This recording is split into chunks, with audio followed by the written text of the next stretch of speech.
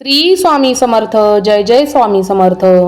आज आपण ज्या विषयावर बोलणार आहोत तो विषय फक्त सणापुरता नाही, तो विषय आहे अडचणींच्या मुळावर घाव घालणारा.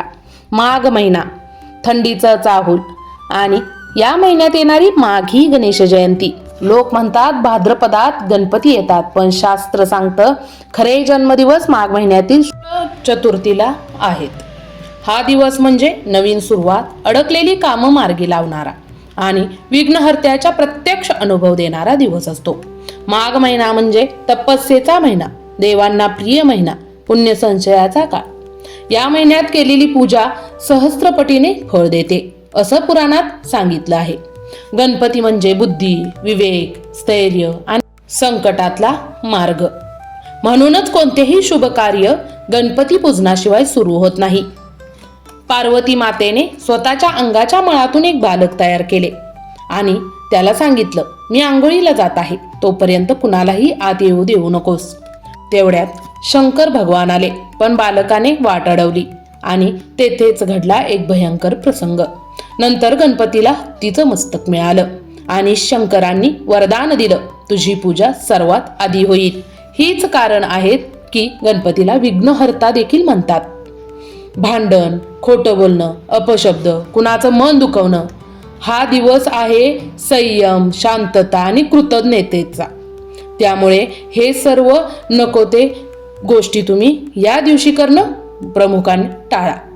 लागणारे साहित्य असं आहे. उपायासाठी श्री गणेशाची प्रतिमा, दुर्वा, नसतील तर पान, हळद, कुंकू, गूळ किंवा मोदक, तुपाचा दिवा, पाणी भरलेला कलश. उपाय करण्याची योग्य वेळ म्हणजे सकाळी सूर्योदयानंतर किंवा संध्याकाळी सूर्यास्तानंतर. उपाय करण्याची सोपी पद्धत आहे, स्टेप बाय स्टेप तुम्हाला सांगते. आंघोळ करून स्वच्छ कपडे घाला, घर स्वच्छ करा, देवघरात गणपतींची प्रतिमा ठेवा, तुपाचा दिवा लावा, गणपतींना हळद कुंकू लावा, दुर्वा अर्पण करा. त्यानंतर ओम गण गणपते नमः 108 वेळा माळ जपा. जप करताना मनात एकच भावना ठेवा, बाप्पा माझ्या आयुष्यातील विघ्न दूर कर. आज माघी गणेश जयंतीच्या दिवशी मी अमृता श्री गणेशाच्या चरणी माझ्या अडचणी अर्पण करत आहे. मला योग्य मार्ग दाखवा. यासाठी दान आणि नियम काय आहेत ते आपण बघूया. गूळ, चणा दान करा, एखाद्याला अन्नदान करा, गाईला चारा द्या. या दिवशी दिलेलं दान कधीही व्यर्थ जात नाही असं देखील शास्त्रामध्ये म्हटलं आहे.